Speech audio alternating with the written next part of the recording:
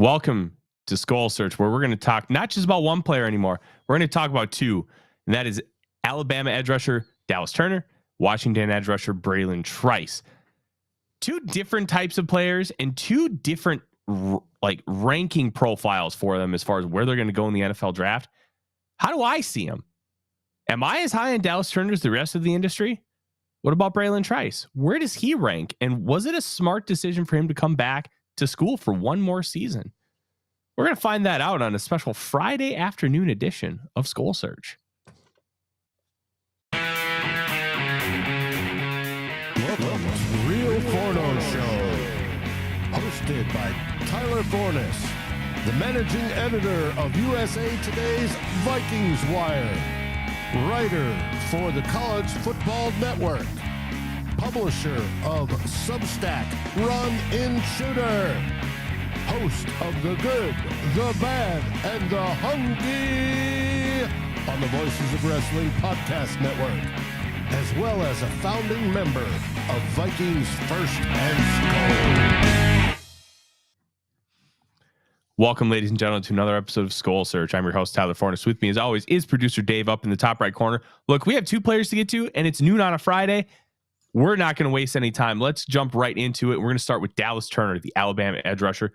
He has been mocked to the Vikings quite a bit over the course of the last 6 weeks. And as everybody knows, I do a mocked draft tracker talking about how many times industry experts are picking these players. So Dallas Turner has been mocked to the Vikings already 15 times out of the 133 mock drafts I have collected through Sunday, February 11th. Next Monday, every Monday morning, you will have a new mock draft tracker released from me, and that will show you quite a bit as far as what the industry is seeing. And my database is available online as well, and you can kind of see how often players are picked each week, and you can see how, people are starting to watch this guy now, or people are believing in him more or believing in him less. And it's cool to see that kind of development throughout the course of the draft process, and you can kind of see those ebbs and flows. So Dallas Turner is a very interesting one, especially because he's mocked to the Vikings 15 times. So we should talk about him. So he's a third-year junior, former five-star recruit. He came from St. Thomas Aquinas, which that school also produced Nick and Joey Bosa. Really power program out of the state of Florida. 6'4", 242 pounds, 32 and a half tackles for loss, 22 and a half sacks, 2 forced fumbles, 2 fumble recoveries. I watched Texas, Ole Miss, and LSU, 3 of the better offenses that they faced this past year, including Texas and LSU, who their left tackles could end up being the top tackle in the 2025 NFL draft. So I thought that was important. Let's talk about the strengths, okay? He just looks like an edge rusher. You can kind of see in the picture there that Dave has, he is number 15. He just looks like a guy who's going to rush around the edge. And that's what he does. He generates power relatively easily and has good hand placement to drive back blockers. You want to be able to get like right into the armpits and the shoulders, and he does a good job punching there. He does have some pass rush moves in his arsenal. Speed to power is the obvious one, considering we talked about his strength and his hand placement. He can do the push-pull, which is literally as simple as that. You push the offensive line to get him off balance a little bit, then you pull him to his side so you can get around. He can do the long arm, which, as you can tell, he's kind of got some binds. I'm really intrigued to see what he measures at the combine. Would not shock me if he got up to 34, but it's probably going to be around 33 and a half would be my guess. And club rip. So he does a good job setting the edge with that physicality element and that strength. He can hold the offensive tackle relatively easily, prevent the runner from getting upfield or around the edge, and forcing them back into his teammates so they can get the tackle. Like, that's when you're setting the edge in the run game. That's what you want to do. You want to force them to the people. You don't want to let them get fully outside of your frame. If you want to force them outside, you're forcing them straight to the sidelines. You don't want them to bend around the edge and be able to get upfield. So he does a really good job of setting that edge. And he also has some versatility to his game. Kind of think of, for a comparison point, Danielle Hunter. How Mike Zimmer would use Danielle Hunter everywhere. Stand him up inside. That Saints game in the playoffs, the double A gap pressure look with him and Everson Griffin. Turner can do a lot of that. And you can move him around and really try to take advantage of some matchups. If you notice the left guard kind of stinks, just throw him over left guard as a stand-up rusher and just let him go to town. That's the kind of versatility you're going to get. He has the ability to kind of do a little bit of everything. I would like him to gain a little bit more muscle mass. 240 is not a great weight for an edge rusher. You'd like that to be 255, 260, but not all body types are created equal. Because he is as strong as he is, I think it's less of an issue than it would be for somebody we're going to talk about in the future in Kansas. Kansas is Austin Booker, who's 240, but he's a lean 240, and he needs to build up that play strength. Turner has the play strength already, so you're going to be a little bit less concerned overall. However, I would want him to gain a little bit more mass and be able to do a little bit more, along with be stronger, because that muscle mass is going to improve his strength. One thing that's going to be interesting, and we're going to have a big announcement here coming up soon about the NFL Combine. Dave and I discussed it this morning, and we're really, really excited about it. The one thing that's going to be interesting is he's expected to test like a freak of nature at the Combine. If he does, it's going to lend credence to all those people who have him very highly in their rankings. But I don't have him high in my rankings. So let's talk about why. He does a good job with power, but he struggles to get into the blockers sometimes, which is a little bit of a surprise considering how much length I perceive that he has. I think he's got those 33.5, 34-inch arms, but length from offensive line gives him a lot of trouble. And that Texas game really emphasized that. Kelvin Banks, left tackle, true sophomore. He looks the part of an NFL left tackle. And when he gets locked up, he kind of just loses it. He doesn't really have a great pass rush plan in itself. I don't really see a lot of counters. I don't see him like, oh, this one's not working, I need to change my strategy on the fly. It's kind of like, oh, it didn't work. What do I do now? Kind of thing. And you know what? For a 21-year-old edge rusher, you know what? That's fine. You can learn and develop that because it's a lot of technique and you can fix that technique. But it's a concern nonetheless. So when he gets locked up, there's just no answer. And he can struggle to shed blocks, especially against length. And because he is a little bit longer, you know what? Maybe that won't be as big of an issue in the NFL because he has length himself. But it's something that needs to be pointed out, needs to be mentioned, and we have to have that conversation. So he is a really good athlete, but he's not a bendy guy. And he's a very powerful style rusher, but without the bend and that kind of athleticism, it's just going to limit his ability to win. It's one less trick out of the bag. So like baseball players, one of the things you talk about, and especially if you see Moneyball, they talk about a lot because Billy Beane was a 5-tool player. And that means you can hit, field, run, hit with, so you not just hit with power, hit with accuracy. And then I can't remember what the fifth one is, but I'm also not a baseball guy. Oh, throw. Yeah. So if you can do all 5 of those things, you're a special player. You're happy if you get 2 or 3 of them. But if you got 5, that's how you become a guy like Barry Bonds. Like Barry Bonds is one of the best baseball players of all time. Even the pre-steroid stuff, he was already on a Hall of Fame trajectory. The dude was nuts. And he stole nearly as many bases as he hit home runs. That's absurd. And that's the kind of thing, like when you talk about a Myles Garrett would be a 5-tool player because he's big. He weighs like 275 pounds and he can bend around the edge with the best of them. And he can win with power. He can win with finesse. He can win with speed. He can win doing anything he wants because he's a special player. But if you don't have one of those elements, if you don't have that bend, it's just going to limit your overall impact and effectiveness because it's going to take one thing out of the offensive tackle's mind. Like, oh, he can't beat me by bending around the edge. So then you can play a little bit differently. And because you can play a little bit differently, it then makes you stronger and in a better position to be able to handle some of those pass rush moves and counters because it's one less thing the offensive line has to think about. Thinking is bad in football. It sounds really weird to say. Thinking is for the sidelines. The second you get out there, it's about reacting and doing. Because if you have to think, all of a sudden, the defensive lineman's already by you. all of a sudden the receiver's already passed you and it's a touchdown. Or all of a sudden, hey, you're sacked. Thinking is not for being on the football field. It is for the week prior, the preparation, and the play calling, pre-snap. But you don't think once the ball is snapped. You just got to go and react, and you have to trust your instincts based on everything you've learned. So you want it to be subconscious when defensive end is rushing.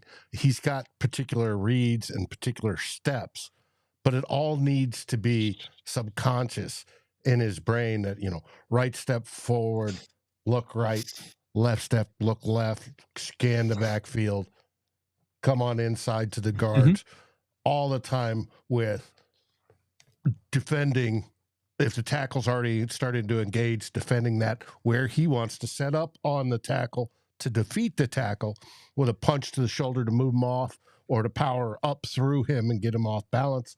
It all has to be subconscious by the time he gets there. Subconscious is the perfect word for it. And if you don't have one of those elements, it just makes it more difficult. He has multiple pass rush moves on tape, but the only one that's really developed is that speed to power, where he just tries to drive the offensive lineman back. And look, he's an athletic, talented edge rusher prospect. It's not crazy. Like Danielle Hunter wasn't developed at all coming out of LSU, and look at him now. So this is a guy that you might want to take a shot at. But the problem is, you're probably going to have to take this guy who's raw and not developed in the top 15, not in round 3. I'd feel more comfortable taking this guy in round 2, and that's where I have him ranked, as Dave's going to pull up those numbers. I gave him a high second round grade, and I think that's a really fair mark. He's got ability. He's got athleticism, but he does not have the development to be at that top level. Like Latu, I thought was incredibly developed with his hands, with his technique, and that's why I gave him a relatively high grade in the I think it was like 87.5. Turner's not that for me. And it's not to say he's a bad player or a bad prospect, but he's just not a great prospect. And it's hard to be a great prospect because you need to have so many things go your way. But he's got the size, the length, the physical ability. We'll see. We will see. I genuinely don't know if that's the case, if he'll develop at the next level. But I'm weary of taking him at 11. I'm weary of taking him at 20. Like, especially when you have, like, I'm not the biggest Jared Verse fan, but Verse I like. I think he's a good football player. I also think he's relatively capped out, but he's still a first round player. I'd feel comfortable taking him at 20 or 25. A lot more comfortable than Dallas Turner, because I just see Turner as, I see him as big bust potential. That doesn't mean he will. Every player you take is a calculated risk, and you have to calculate if the risk is worth it. Like, that's part of the deal. You have to have that conversation. I don't know if he's worth it. And Delton, he doesn't really play coverage. He looks comfortable enough dropping. Like Danielle Hunter looks comfortable enough dropping. Like, if you need to run a zone blitz and have him drop, hey, he'll be okay. But yeah, I'm just not the biggest Dallas Turner guy. Do you have any thoughts on him, Dave? No, I do not. Other than he looks good in red. Oh, yeah, he does. Let's go up to the Pacific Northwest. The size scares me on him. I'm not worried about it because he's got power, and it showed up consistently. Yeah, but all right, put him in front of Brian O'Neill or Kristen Darisol. Who wins? Well, right now, both of those guys, but they're also multiple years in their NFL career. Like, I'm saying he can hold up against really good offensive linemen, and he did it in the SEC. We're talking like the top level of college football. I'm not saying he's going to come in and win every single rep, but I think he can come in and be successful with that power element. Like, I would still prefer for him to add about 10 pounds of muscle, but he's not coming in as a skinny 240 pounds. He's coming in as a well-proportioned and built 240 pounds. And to me, that's the big difference. The number doesn't match the play. Gotcha. You still want a little bit more, but then the play is capable enough in that element where I'm comfortable with it. Sounds like a tweener of some sort to me. But anyways, okay. Let's move on, though, Dave. We are going to go to the Pacific Northwest. Bralen Trice, Washington edge rusher. He stayed one more year to help Washington potentially win the national championship, and they came very close, finishing second to the Michigan Wolverines. 6'4", 260 pounds, a fifth-year senior. He was a former 3-star recruit. He got 20.5 tackles for loss, 18 sacks. I watched 3 high-profile games of his: USC, Utah, and Texas from this past year. Trice is not going to win being a super hyper athlete. That's not his game. But he does use a lot of technique really well. He's got very active hands. He's got good placement and power with them. He can drive offensive tackles back quickly from that punch, and has the power to be able to drive them backward once they get off balance. Trice is interesting, but he's not the bendy guy either, and that is going to limit some of those effectiveness. He doesn't waste his movements. He attacks blockers with a really cohesive pass rush plans. When his opening move doesn't work, he has a counter ready to go. And that kind of technique is really nice to see, because you don't see a lot of college edge rushers ready to go with those counters, because a lot of times college edge rushers can win being an athlete. And that can be scary when you project forward. And I've had this conversation about guys like Michael Vick and Kyler Murray, because there have been reports, those guys don't watch film. They never needed to. And that can be a really difficult part. And I can kind of relate, like when I was in school, like, I guess this is a little bit of a humble brag. School came really easy to me. I never had to study. I basically was lazy, and I got like a 3.65 GPA in high school and went off to college. And the second I needed to study, I was screwed. I didn't know what to do because, well, I never had to study. And because I never had to study, I never learned how. And then once I needed to learn how, well, I struggled. I struggled big time. And I'm not saying it's a one-to-one with guys who are hyper athletes, but guys who are hyper athletes can just win being themselves. They don't actually have to do anything else. They can just be hyper athletes. And being able to learn that technique helps take those guys to another level. And Trice has that, where he's already able to take some of those things to the next level, because he has the cohesive pass rush plan with counters. He's got multiple moves at his disposal. And because he can attack offensive linemen in a myriad of ways, it keeps them off balance a little bit, because if you are going to go to the outside, you could take one hard step to the outside and then just swim around, go inside, and all of a sudden, boom, you're at the quarterback. So having a myriad of moves makes a really big impact here. This is an interesting question from Tom. Do the Vikings need an edge more than a defensive tackle? They need guys on the front, and take guys that are good. So I'm not going to say that one is more important than the other. They need them both. So if you are sitting in a position where you can have a defensive tackle or an edge, just ask yourself this question: who's better? Just take the better guy. I don't think either one is necessarily more important for the Vikings to focus on. They need them both, and they need to figure it out. They need some pass rush. And whoever provides that, if you can find a defensive tackle on the inside that can provide it, like there's plenty of examples out there that can do that, and he's better than the edges you got available there, take him, because getting to the quarterback from the inside is a lot quicker than getting from the outside. So they're both valuable. And we're going to need some edges, however, because we may not have any. I shouldn't say that. We'll have 2, Patrick Jones and Andre Carter, but that may be it. So we're going to need to take somebody. Now, when it comes to who do you draft first, if it's interior defensive lineman versus edge, you take the better of the 2. That's simple. But they've got to be able to pass rush. The interior defensive guy could be an awesome guy, but if he can't pass rush, he's got to be way above that edge, because for me to take him, because pass rushing is so important. Yeah, it is. And that's why I'm not going to say one is more important for the Vikings to target than the other. But who's there? Who's better? Just take the better football player. That's all I want. Just take good football players. One thing that's really interesting about Trice, we're going to talk about his lack of bend here in a little bit, but he's got a very quick reaction off the ball, and he can beat tackles around the edge.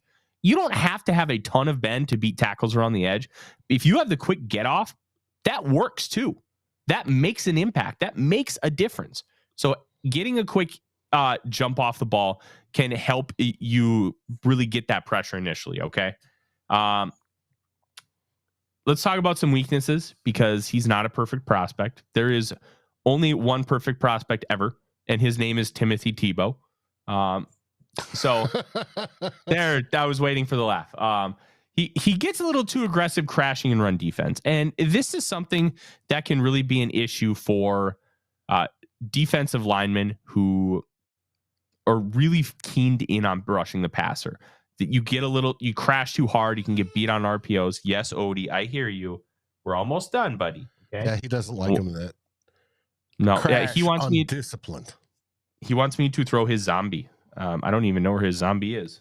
Where is it, buddy?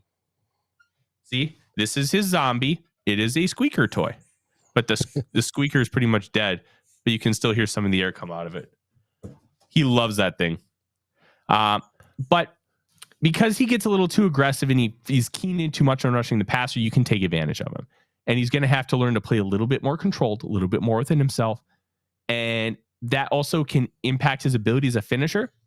So many times on his film, I saw him get a pass rush rep, and he just over pursues and doesn't stay controlled and just gets too aggressive, and he misses the sack. And the quarterback evades him with relatively easily. Like, those things can be fixed at the next level. And I want to see those things fixed, because he's getting to the quarterback. You got to finish. Pressures are more important than sacks, but when you have a pressure and the ability to convert and you don't, that sucks. That sucks, man. Trice does lack the elite bend, as we've talked about. Higher end tackles with like really good length will be able to take advantage of this when he's rushing to the outside. Guys like Christian Darrisaw and Trent Williams, who are just hyper athletes who can get off the ball really quickly and easily, they'll be able to stop him from going around the bend. And to me, that's a little bit worrisome as far as his projection, which is why he's lower on these rankings than somebody else. He can also get a little difficult with leverage. He likes to play a little too high upright. So pad level, an offensive defensive line, your coaching staff will always tell you low man wins. Why does low man win? Low man has the leverage. Low man is this zombie right here. And so the low man, you're able to really get underneath the armpits and push up. And when you push up, that limits the amount of power and explosiveness that the blocker or the defensive lineman that you are blocking can really exude, because their base is compromised because of how you're attacking them and how you're like raising them up. Anybody who's ever seen a football movie and you see those sleds where the lineman, you push forward and then straight up, and it's like you hear that clicking sound when they go straight up. That's what you need to do. And Trice plays a little too high and is susceptible to being stacked and losing all that power and momentum. So he needs to learn to play with a little bit lower pad level. Where does most of that power come from? Legs. Look, you want to have a strong punch. You want to have a strong upper body. But, baby, you better hit the weight room and you better hit leg day. Legs is where everything comes from. You want to know why the tush push is so effective? Jalen Hurts squats 600-plus pounds. Look, that offensive line is great. They have great technique in executing the tush push. But you know what? That leg drive from the quarterback, pushing forward, that is what matters. That is the difference maker. So you got to have that leg strength. Now, let's talk about the overall grade for Trice. I gave him a mid-second. I think drafting him at around like 50, 55, I think is a really fair spot for him. Look, he's a talented football player, but there are some real issues. I think he's better technically than a lot of other players in this class. He has multiple moves at his disposal, and he knows how to counter. You see, a counter is one of his highest marks. on here. I actually think it's higher than that 13.1 av for size, length, and quickness burst. Look, he can really take advantage of you by setting you up. That, oh, you think a spin move's coming? Well, guess what? I'm gonna speed to power your butt, and because you're gonna be sliding out with that kick step to try and get that swim move or spin move, and I'm just gonna like push you right back into the backfield. Like, he can do some of those things, and I think that kind of technique for an older prospect is really nice. You're gonna get more of a defined finished product with Bralen Trice than you would be with the Dallas Turner. But the upside with Turner is a lot more than Trice. So you have to be willing, when you're having conversations in the war room, in the draft room, what do we want to do? Do we want the more defined player, or do we want the super high upside? But it may take us a long time to get there. What's your preference going to be? That's going to be the question that GMs have to ask themselves when they're having these conversations. I think Jared Verse has a higher upside than Bralen Trice, but he's more of a finished product too than a lot of people want to admit. And I just released a mock draft for Vikings Wire talking about Jared Verse. And if the Vikings are going to go for a win now mode, which was the theme of my mock drafts, all of my Viking centric mock drafts have a theme, and we like to explore situations. This one, what if they just want to win now? And everything they're doing is going to be to win in 2024. That's why I picked Jared Verse, because I think he can go on the field right now. He could get you 8 to 9 sacks, and he could be a really quality player on all 3 downs. The ceiling is not quite there for me, but you could win on all three downs consistently, and he could make a real impact as a rookie. Trice, I think, would do so at a little bit of a lesser level, because I just don't think he's quite the athlete. But it wouldn't shock me if he was like a 75th or 80th percentile athlete, but he's not going to be like that 90, 95th that a lot of teams are really trying to covet these days. And I think that's going to be the biggest thing limiting him from being great at the next level. And he's just going to be good.